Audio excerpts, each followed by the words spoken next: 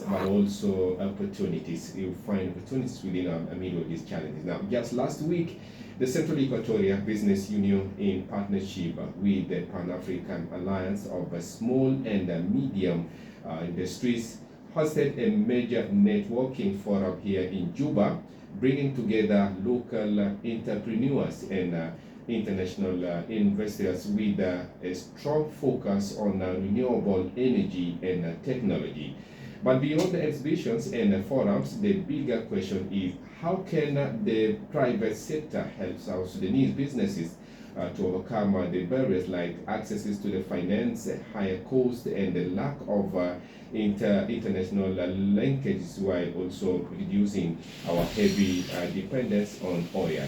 Now, joining us to discuss this issue is Mr. Thomas Mutu Lobuda, patron of Central Equatoria Business Union and consultant of the Juba Special Economic Zone. Mr. Thomas, welcome to Mirai Breakfast Show and welcome to Radio Mirai. Thank you so much, Thomas Samuel Pawan, for hosting me today, and very pleased to be here. Yeah, it's a pleasure to have you and to walk us through this very important issue. Now, Mr. Mutu just hosted a major networking forum in Juba with the local and international businesses. What direct benefits will South Sudanese entrepreneurs gain from such an event that you guys have hosted? Yeah, thank you so much for this question. First of all, I want to take you speedily on the background of Central Equatorial Business Union as a trade member organization. Central Equatorial Business Union is a trade member organization that was legally registered in 2020. And as we speak, we have over 97 members. These are registered business entities, local. So our focus is actually in policy research, capacity building, business networking, trade promotion, access to capital, access to market, and as well advocacy. So those are the 7 areas of our focus as a Central Equatorial Business Union. Yes, Central Equatorial Business Union, since our foundation, we have been actively engaged with the local authorities and national government and regional actors. And we have the annual Juba Economic Forum, which is one of our activity that we do as a union. So recently we held what is called a business networking event in partnership with this Pan-African Small and Medium Industries, which is a continental organization with headquarters in Nigeria, as well operational bureau in Kigali, and as well African Union headquarters in Addis. This is a continental body, and we engage with businesses in Germany who are dealing in renewable energies and as well house supplies. We see how their product can be usable in the Republic of South Sudan. So we engage them and we're able to bring them to the country. And that's why we held the business networking event. And the business networking event, as I said, that Central Equatorial Business Union have 7 pillars of focus. Yeah. One of it is a business networking, and exactly is what we did. And it was very wonderful. We're able to engage the local entrepreneurs, women business actors, young people who are engaged in different businesses, to network, to exchange contacts, and to see what they can do and how they can, connect with their peers in the business sector, and as well with people who already carry international experience of doing business. So this is what happened. And from the forum and the forum that you conducted, bringing in all these partners from different groups, how was the interaction and conversation and all what have been happening in the forum? Is it a fruitful one? Is it a positive one? How can you describe it? Oh, it was a positive one. It was a positive one, and I can say it was profitable because, as a business look into profit.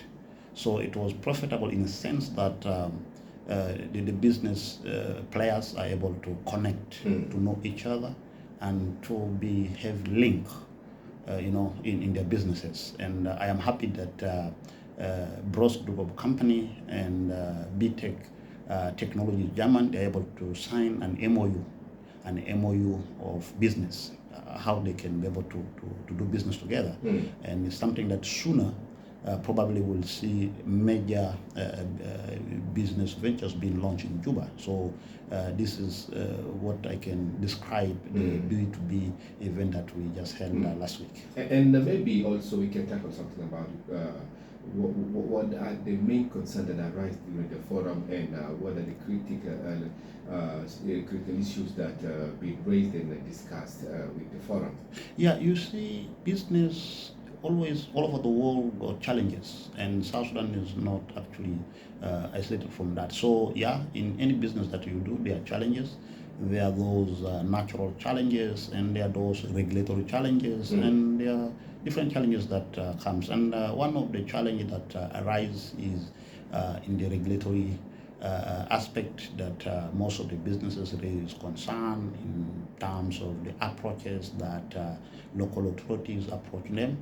And good, we are able to respond to that through engaging the state authorities. We are able to engage the state minister of trade to table those concerns to his table. We're able to engage the deputy governor of Central Equatorial State to table those concerns to his table. We're able to engage the South Sudan National Bureau of Standard to table some of those concerns to their table. And we are happy that they all took it positively, and they have pledged their commitment to see that those concerns are addressed. And maybe let's talk about access to the affordable credit remains as a huge barrier. Now, what is the Central Equatorial Business Union doing to help the small and the medium entrepreneurs access loans without impossible, collateral and the restrictions stuff? Yes, this is a challenge. This is a challenge that mostly in Africa, in East African community, and in South Sudan in particular, that young entrepreneurs are facing. And Central Equatorial Business Union, during our first edition of Juba Economic Forum, we are tackling issues related to access to capital. And we were able to bring the African Development Bank on board, and they did presentation, and they also gave their recommendation. And one of their recommendations is that South Sudan does not have a public-private partnership policy, and they recommended that they need for this. And by then, we're able to engage the Ministry of Investment at the national level to see that South Sudan have public-private partnership policy. And I'm also happy that the Northern Corridor Transit and Transport Coordination Authority are able to help the National Ministry of Investment to develop the South Sudan investment policy framework. And by the former minister is able to lead the process. And I am happy that as we speak now, we already have the South Sudan investment policy. And we continue to engage the African Development Bank to see that there is that local facility that through their mechanism they're able to put in place to help the young entrepreneurs in South Sudan. So Central Equatorial Business Union can say that it's a work in progress, that we are engaging development partners and financial institutions to see that they have a mechanism to support these young entrepreneurs, because as a country we don't have what is called a risky capital. If you go to commercial bank, because commercial banks, they are owning people's money, it's not their money. So when they're giving money out, they need to see that the risk is minimal. They don't risk to give you money which does not belong to them. So that's why also they have concern and challenges in terms of giving a business loan. So we look into element of grant through government and through their development partners, if they can develop a grant facility to be given to young entrepreneurs as a risk capital, so that they're able to explore their innovations. And now let's talk about something that is of concern. It's about a lot of complaints being put up and raised by the business owners, and it's about very high taxes and multiple checkpoints and costly licenses for you to acquire license to operate and to run your business. Is quite a bit challenging. Now, what do you see as the biggest drivers of the high cost as well? And looking at this particular one, what are you guys saying about this from your sector? How are you guys looking at this? You see, this is something that is really happening. There was a day I was coming from Yei, coming to Juba. I count by vehicle. I counted almost 22 checkpoints from Yei to Juba. That is too much. Too much. And these checkpoints, if they are there to provide security, we don't have question. But these checkpoints, each of the checkpoints that you pass, you have to give something, which does not have a receipt. So this is a challenge to the business community. Secondly, you see, taxes are mandated by law that each business player or a citizen of every country, you have to pay taxes. But how do you approach me to pay the tax as a taxpayer? We need to have that humble approach among ourselves between the tax collectors and the taxpayers. So this is something that we as well raise this concern to the National Revenue Authority, that tax education both to taxpayers and tax collectors is very necessary and is needed. So this is something that we will continue to engage the local authorities so that is addressed. Issues of multiple, agencies coming to business facility, this is something that's happening. And in our last engagement, when we had what we call tax harmonization, that was around 2022 with the previous leadership of the state government, those recommendations were able to table to the economic class at the state level, and the good recommendations were taken to the Council of Ministers at the state level. And the only challenge is that, the leaders happening here and there, and there's no consistency in doing things. So this where there are challenges. But as a Central Equatorial Business Union, these are concerns that are really, and we continue to engage the local authority so that we address these challenges. And as for now, if we look at the South Sudan's economy, it's mainly, in a big way depending on the oil sector. As like the main sector that is generating a big income to the country. Now, how can the private sector lead into diversifying into the agriculture, or also to the energy and the manufacturing and other, like the manufacturing and the capital-based stuff? Yeah, you see, I am happy that His Excellency the President of the Republic of South Sudan, Salva Kiir Mayardit, did by then in what is called the South Sudan National Economic Conference. And the aim was to the diversification of our economy. And this is something that we continue to call the government to lead that direction, because oil is not sustainable. The private sector and many areas, including the agriculture, and which we had our third edition of Juba Economic Forum hold under the theme promoting commercialization of agriculture. We are looking into venture in the agriculture sector, and I'm good that some entrepreneurs have already taken the risk. So as a Central Equatorial Business Union, we advocate that as a local businesses, we need to venture into the agricultural business. Although it's a risky business, it's a business that sometimes does not reward immediately, but is sustainable. So it's something that collectively we need to work together and see that even the humanitarian actors, development partners who are in the country, continue on the humanitarian perspective. Why can't we channel some of those resources to the private sector aspect so that we have sustainability of part of it? So yeah, this is a call that Central Equatorial Business Union take it very seriously, and we engage the stakeholders. And the recommendation of the third edition that we did in partnership with the Ministry of Agriculture and Food Security, national government and state government, have really tailored a lot of areas that if we work together, will really have a positive impact to the local economy. Yeah. And looking at the impact of the hardship and economic in the country, you might see a lot of young people, they are unemployed and they don't have job. People are just, staying idle. What role can the Central Equatoria Business Union play in helping, the private sector create job opportunities for our youth and young people who are very, devastated in the country? You see, one of the things is a self-empowerment and self-awareness. You need to empower yourself as an individual. You need to inform yourself as an individual of what do you want to use your life for. What is the benefit for your personal life for yourself? That is the first question, because you cannot be empowered when you have not prepared your mindset and yourself to do something. So this is very important, that I want to encourage the young men and women of this country that they have to empower themselves, they have to inform themselves of what they want to use their life for.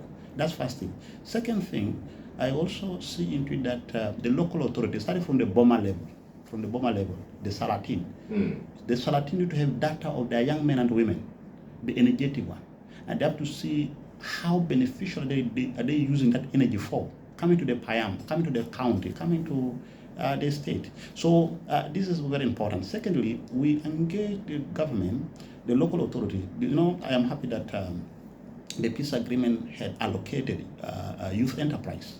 So the enterprise, if this is operationalized, I believe that will help identify those young men and women, structure them, put them in place, empower them in the areas that they're interested in, and then they start doing what they see is best for their interests. So I think this is an area that need an inclusive engagement with the stakeholders so that we have a holistic approach of addressing the challenge. So the issue of unemployment, the issue of no jobs, to me is not a big question. It's something that can be worked on. And you see, I always see that I said we don't need to cry about poverty as South Sudan because we are a rich country. We have fertile land, we have good agricultural season. So this complaint of not having jobs, I really don't take it as something that is something that hard. We can do what it takes to sustain and particularly at this point that you're mentioning that your belief is that the issue of the unemployment and for our youth that is not having job is not something that like you see as in a big problem in the country. So what could be your advice to the young people? Because our young people in this country, they might be, some of them are saying they have tried several times, to try to find, job opportunities, this stuff. Like you say, they need to set themselves ready physically, and they set their minds to do something. So, what can you say? What is your talk about this to our young people? To our young people is that you learn to use yourself for your own benefit. Don't accept to be used for someone's benefit. Use yourself for your own benefit. What is it that you have, and what is it that you want for yourself, and what is it that you can do to help you, and there build a network. You see, if you have identified your potential, and then you build the network of people who are also in line with what you're doing, and that's how network builds. That's how you get to be known, and that's exactly what I did for myself. You see, I started farming. People from my county, they know that. I was a farmer, and I came to Juba, do what I'm doing now, and now I have a network of people that knows me within South Sudan, within the region, and across the world. So you are an example. I'm a living example of that, yes. Oh, that makes sense. That's really good. Now, Mr. Mutu, looking at the recent forum, German firms showcase the renewable energy solution. How can South Sudan adopt new technologies that are both safe and affordable for the local use? Personally, I'm not a German, but I am so convinced and confident with German technologies. And I had always hoped to get, engaged with the German people. And I'm happy that this happened. And the B-Tech Technologies is one of a manufacturing company based in Germany that they already have supplies in Africa, and they are trusted company across Europe. So the Central Equatorial Business Union have engaged them to see that they also have a similar product in South Sudan. And as I said earlier on, that we're able to engage the South Sudan Bureau of Standard so that we get to know the standard of energy, that the house supplies that are required by South Sudan standard, by East African standard, and international standard. So our engagement with the National Bureau of Standard is actually recommending positivity in German technology. So we will continue to engage them, as I said, sooner. They will launch their presence in South Sudan so that we will start importing some of those products to South Sudan market. Yes. Oh, that's so great. Yeah, very impressive. Now, how strong is the Central Equatorial Business Union engagement with the government, particularly on business reforms? Do you feel the private sector's concerns are being heard? Yes. You see, we are an evident solution provider institution. We provide evidence of the challenges, and we recommend what needs to be done. And this has been taken positively.